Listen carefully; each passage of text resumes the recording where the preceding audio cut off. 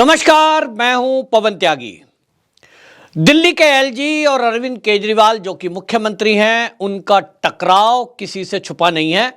और इस टकराव में हद तो यह पार हो गई कि दिल्ली के मुख्यमंत्री ने बाकायदा दिल्ली विधानसभा में एलजी पर अभद्र भाषा का प्रयोग करते हुए सवाल उठाया कि यह एलजी कहां से आ गया, ये किसने भेजा है, ये किसने हमारे सर पर बिठाया। इस तरह के सवाल किए थे।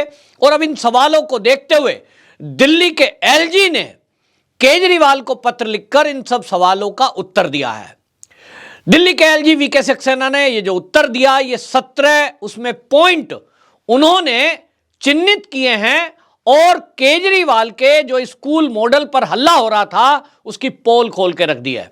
अभी कुछ ही दिन हुए हैं, हियरिंग चल रही है दिल्ली का सरकार वर्सेस एलजी, और ये जो सुप्रीम कोर्ट में इसकी 5 जजों की खंडपीठ सुनवाई कर रही है, उसमें जो सरकार की तरफ से, केंद्र सरकार की तरफ से जो सॉलिसिटर जनरल तुषार मेहता प्रस्तुत हुए, उन्होंने भी इस बात की पोल खोल दी थी कि जिस तरह के दावे किए जा रहे हैं कि दिल्ली के एलजी चुनी हुई सरकार को काम नहीं करने दे रहे। उन्होंने बताया कि 2014 से अब तक 18,000 फाइलें एलजी के पास पहुंची हैं और इसमें सभी फाइलों को पास कर दिया गया, एक भी फाइल नहीं रोकी गई। जहां एक तरफ यह पोल खुली, अब दूसरी तरफ आपको बता दें, वीके सक्सेना जी का जो पत्र है, इसने केजरीवाल के एक और झूठ की पोल खोल दी है। क्योंकि केजरीवाल मीडिया में आकर यह कह रहे थे कि वो एलजी साहब से मिलना चाहते हैं और एलजी ने उनको मिलने से मना कर दिया। इस पर पूरे देश में यह चर्चा हो रही थी कि एक चुने हुए मुख्यमंत्री हैं, अगर इनको एलजी साहब मिलने का मना कर रहे हैं, आखिरकार इसके पीछे का रीजन क्या है। तो एलजी पर सवाल उठ रहे थे, तो लाजमी था कि उनको जवाब देना था और उन्होंने जवाब दिया है। अरविंद केजरीवाल की जो चिट्ठी लिखी वो मीडिया में भी आई और मीडिया में जब उस खुलासा हुआ है तो चौंकाने वाला सच सामने आया है। एलजी साहब ने बताया कि ये जो केजरीवाल जी आप आना चाहते थे और आप मिलने के लिए आपको टाइम दिया गया था केजरीवाल सीएम और डिप्टी सीएम मनीष सिसोदिया को, लेकिन जब ये पहुंचे तो इनके साथ में 70 से 80 के बीच में एमएलए थे और उन्होंने कहा कि ये जो एमएलए थे 70 के करीब, इनका कोई शेड्यूल में वहां इंगित नहीं था और ना ही एलजी हाउस में इतने विधायकों के साथ बात करने का कोई औचित्य है। इसको लेकर के एलजी साहब ने आपत्ति जताई और उन्होंने कहा कि मैंने आप दोनों लोगों को टाइम दिया है, आपको मैं लंच कराऊंगा, मेरे साथ बैठकर लंच करिए, लेकिन आप अड़े रहे कि ये सभी विधायक हमारे साथ अंदर आएंगे। बात करनी है किसी भी मुद्दे पर तो आप विधायकों को अंदर क्यों लेकर आना चाह रहे थे? क्या कोई हंगामा करने की आपकी योजना थी? अगर ऐसी योजना थी तो एलजी साहब शायद इसको पहले ही भांप गए और उन्होंने क्लियर किया कि वो जो संख्या थी उसको देखते हुए मैंने मना कर दिया। फिर 16 जनवरी को ये एलजी हाउस के बाहर प्रदर्शन करने लगे। सब मीडिया में देखा कि किस तरह से तख्तियां ले रहे थे और वहां इन्होंने प्रदर्शन किया और कहा जी हमारे शिक्षकों को फिनलैंड नहीं भेजा जा रहा है। तो इस बात का उत्तर भी एलजी ने अपने पत्र में दिया है और सिलसिलेवार जो पत्र का उत्तर दिया गया है, इसमें केजरीवाल के स्कूल मॉडल की भी पोल खोली है। मैंने पहले भी कहा कि जब केजरीवाल सरकार दिल्ली में यह दावा करती है कि उनके स्कूल वर्ल्ड क्लास हैं और यह दावा उन्होंने कई चुनावी सभाओं में किया है, गुजरात के चुनाव में किया है, तो सवाल यह है कि जब पहले से ही वर्ल्ड क्लास स्कूल हैं तो उनको और अच्छा बनाने के लिए आपको विदेश में टीचर भेजने की जरूरत क्या है? लेकिन केजरीवाल जी टीचर के लेकर जिस तरह से अड़े हुए हैं और यह आरोप लगा रहे हैं कि हमारे शिक्षा मॉडल को अच्छा नहीं होने देना चाहते एलजी और इसलिए रोक लगा रहे हैं, तो एलजी साहब ने इसका भी उत्तर दिया कि भाई पहले भी हमने दिल्ली सरकार के कहने पर दिल्ली के टीचरों को विदेश में भेजा है और उन्होंने बताया कि 55 प्रिंसिपल और वाइस प्रिंसिपल 10-10 के दल में, यानी 5 दलों में उनको भेजा गया कैम्ब्रिज में, और वो कैम्ब्रिज में जाकर के वहां शिक्षा का अध्ययन करने के नाम पर गए थे। लाखों रुपए उस पर टैक्स पेयर का पैसा खर्च हुआ था। तो एलजी साहब ने अब पूछा है कि आपकी तरफ से रिकमेंडेशन के आधार पर जब पहले ही 55 आपके दिल्ली सरकार के स्कूलों के प्रिंसिपल और वाइस प्रिंसिपलों को कैम्ब्रिज में हमने भेजा, जनता की गाड़ी कमाई उस पर खर्च हुई, तो उसका रिजल्ट क्या हुआ? क्या वो वर्ल्ड क्लास स्कूल विदेशों में जाकर सीखा जा सकता है? अब आप फिनलैंड भेज रहे हैं, फिर किसी और दल को भेजेंगे। आज का नतीजा क्या है? इसका मतलब तो अभी तक दिल्ली का स्कूल बेहतर बना ही नहीं है। आप चुनावी सभाओं में और उसका जो विज्ञापन कर रहे थे, करोड़ों रुपए जिस पर फूंक दिए कि दिल्ली का स्कूल मॉडल देखिए वर्ल्ड क्लास, वो झूठा था। अभी तो आप बनाने में लगे हैं। तो इसकी भी दिल्ली के एलजी साहब ने पोल खोली और उन्होंने कुछ आंकड़े रखे। उन्होंने कहा कि देखिए, जहां तक शिक्षा के नाम पे फर्जीवाड़े की बात है, उन्होंने कहा कि ये जो है, आपको बता देता हूं कि मैं पिछले 7 साल से दिल्ली के नागरिक और अब 7 महीने से एलजी के तौर पर मैं जो चीजें देख रहा हूं, इन्होंने जो सवाल किया है एलजी कौन है, एलजी साहब ने अपने पत्र में लिखा कि आप संविधान देखिए, जो वेबसाइट है वो एनसीटी गवर्नमेंट की वेबसाइट है, उस पर पढ़ा है कि एलजी कौन होता है और उसके क्या अधिकार हैं, तो आप पढ़ सकते हैं। दूसरा, उन्होंने फिर शिक्षा मॉडल की बात की। उन्होंने कहा, कुछ आंकड़े पत्र में उन्होंने लिखे हैं। उन्होंने कहा 2012-13 में, आपको बता दें, सरकारी स्कूल जो दिल्ली सरकार के हैं, उसमें मोदी सरकार के आने के पहले, केजरीवाल के आने के पहले छात्रों की उपस्थिति 71% थी और आज वो क्या स्थिति हो गई है? 19-20 के आंकड़े उन्होंने रखे कि ये 60% हो गई है। यानी 10% छात्रों की उपस्थिति विद्यालय में कम है।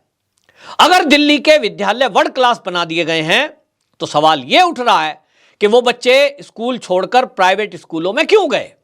होना तो उल्टा चाहिए था कि प्राइवेट स्कूलों में जिनके बच्चे पढ़ रहे हैं, केजरीवाल जी ने कई भाषणों में कहा है कि अब तो प्राइवेट स्कूलों में जिनके बच्चे पढ़ रहे हैं वो प्राइवेटों से उनके बच्चों के नाम कटाकर सरकारी में ला रहे हैं। ये बोला है, मीडिया में वो क्लिप पड़ी हुई है। तो इसका मतलब यह हुआ कि केजरीवाल जी ने उस समय देश की जनता को और दिल्ली की जनता को गुमराह किया था। छात्रों की अगर उपस्थिति में 10% गिरावट आई है, इसका मतलब तो विद्यालय अभी वर्ल्ड क्लास छोड़िए, अभी दिल्ली क्लास नहीं बने हैं। क्योंकि दिल्ली के जो एमसीडी के स्कूल हैं उनमें उपस्थिति ज्यादा है। दूसरी तरफ उन्होंने कहा कि जिस तरह की बात ये करते हैं, 2013-14 में दिल्ली में कितने बच्चे थे? 16,10,000 और 19-20 में कितने हैं? 15,10,000। 1 लाख बच्चा सरकारी स्कूल में, दिल्ली सरकार के स्कूल से नाम कटाकर प्राइवेट या तो एमसीडी के स्कूल में जा चुका है।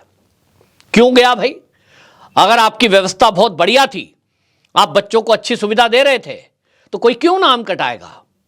कुछ अव्यवस्थाएं रही होंगी और इन व्यवस्थाओं का भी जिक्र पहले भारतीय जनता पार्टी ने कई बार प्रेस कॉन्फ्रेंस करके खुलासा किया है कि कई विद्यालय ऐसे हैं जहां प्रिंसिपल नहीं है, कई विद्यालय ऐसे हैं जहां टीचर भी नहीं है, कई विद्यालय ऐसे हैं जहां साइंस स्ट्रीम नहीं है। तो जब बच्चों को साइंस नहीं पढ़ाई जाएगी तो वो कहां जाएंगे? क्या केजरीवाल जी अपने बच्चों को कहते हैं हम वैज्ञानिक बनाएंगे, डॉक्टर बनाएंगे, और दिल्ली की जनता पूछ रही है कि जब बच्चा साइंस नहीं पढ़ेगा वो डॉक्टर बनेगा कैसे? जब मैथ नहीं पढ़ेगा वो वैज्ञानिक बनेगा कैसे? तो आप दिल्ली की जनता से झूठ बोल रहे हैं, दिल्ली की जनता को मूर्ख बना रहे। उन्होंने आंकड़े दिए। उन्होंने कहा 2,31,448 बच्चों में से, समझिए, मात्र 21,340 बच्चे दिल्ली में साइंस पढ़ पा रहे हैं। बाकी सबको आर्ट स्ट्रीम के सब्जेक्ट पढ़ाए जा रहे हैं और ये दावा कर रहे हैं कि दिल्ली के स्कूल वर्ल्ड क्लास हैं, उसमें पढ़ने वाले बच्चे वैज्ञानिक और डॉक्टर बन रहे हैं। फिनलैंड में टीचर को ट्रेनिंग के लिए भेजा जा रहा है, पहले भी भेजे गए। कैम्ब्रिज से क्या सीख के आए? क्या वहां साइंस नहीं है? क्या उनके स्कूलों में मैथ नहीं पढ़ाया जाता? वहां साइंस और मैथ कैम्ब्रिज में नहीं पढ़ाई जाती? तो जब पहले आप सीख के नहीं आ सके, आपके जो प्रिंसिपल और वाइस प्रिंसिपल गए थे, अब क्या सिखाओगे उनको नया? आर्ट साइड के सब्जेक्ट, इतिहास कैसे पढ़ें, भूगोल कैसे पढ़ें, ड्राइंग कैसे बनाएं, फिनलैंड में ये ट्रेनिंग लेने जा रहे हैं क्या? इस पर एलजी साहब ने सवाल उठाया है। और एलजी साहब ने अपने पॉइंट में यह भी लिखा कि आज स्कूलों की बदतर स्थिति देखिए कि केजरीवाल सरकार को 13 प्लॉट दिए गए स्कूल बनाने के लिए, एक भी नया स्कूल उसमें नहीं बनाया। वीके सक्सेना जी लिखते हैं कि जो मेरा कार्यकाल है उस मेरे कार्यकाल में भी 6 प्लॉट अलॉट हुए हैं कि आप स्कूल बनाइए। आप कह रहे हो हम नए स्कूल बनाएंगे, नहीं बनाए। और हद यह हुई कि कई वॉशरूम को क्लासरूम बता दिया गया। वो घोटाला अलग है, लेकिन एलजी साहब ने इस पर सवाल उठाया है कि आपको स्कूल बनाने के लिए जब जगह अलॉट की गई, 13 स्कूल बनने थे, 6 स्कूल वीके सक्सेना जी के टाइम में बनने के लिए उन्होंने अलग से दिया जगह, इन 13 में से ही 6 जगह स्कूल बनाए नहीं। इसका मतलब तो आपकी बनाने की मंशा ही नहीं है। टीचरों की वेतन नहीं दे रहे हो। और फिर एलजी साहब ने एक और खुलासा किया है कि दिल्ली के सरकारी स्कूलों में बड़ी संख्या में घोस्ट टीचर हैं, भूत टीचर, मतलब जो एग्जिस्ट ही नहीं करते, केवल फाइलों में नाम है।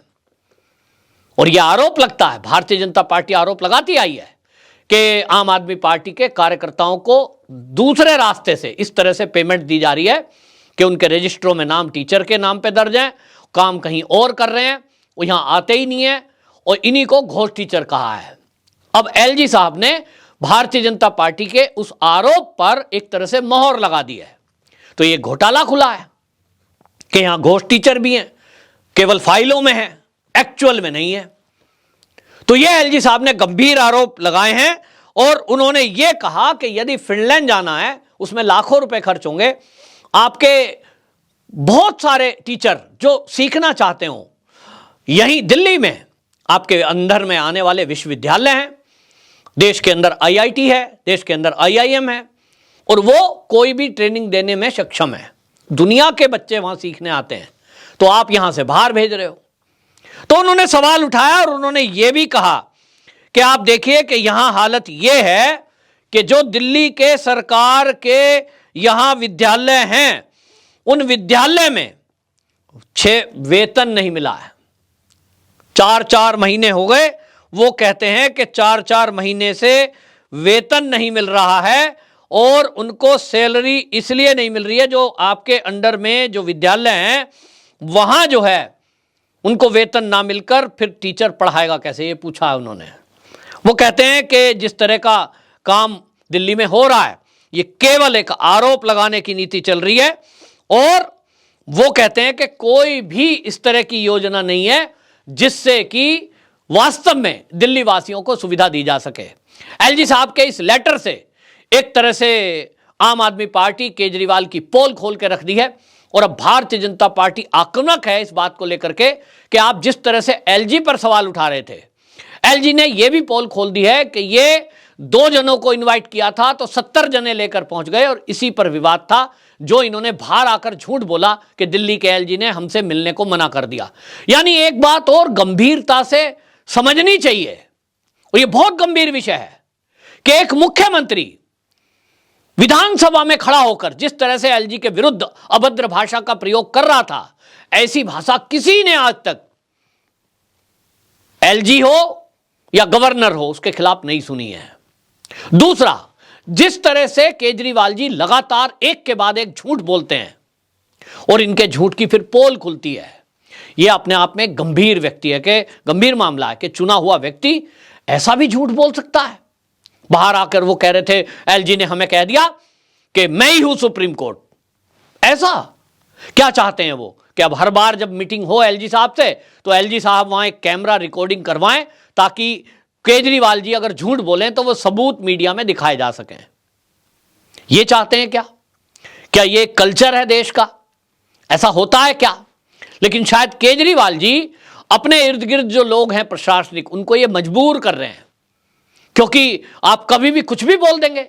जब आप एलजी के बारे में ऐसा बोल सकते हो, किसी के भी बारे में बोल सकते हो। इसको लेकर दिल्ली के अंदर अच्छी खासी चर्चा है। भारतीय जनता पार्टी अब यह कह रही है कि जिस तरह के गंभीर आरोप केजरीवाल सरकार पर लगे हैं और केजरीवाल पर झूठ सिद्ध हुआ है, इसको देखते हुए अब ये सरकार में इनको रहने का अधिकार नहीं है। लेकिन वो कहते हैं कि ये इस्तीफा देने वाले नहीं है, इनका मकसद केवल एक है कि वो केंद्र को प्रहार करें और अपनी कमियों को छुपाने की कोशिश करें। आप क्या समझते हैं? कमेंट बॉक्स में जरूर लिखें। वंदे मातरम।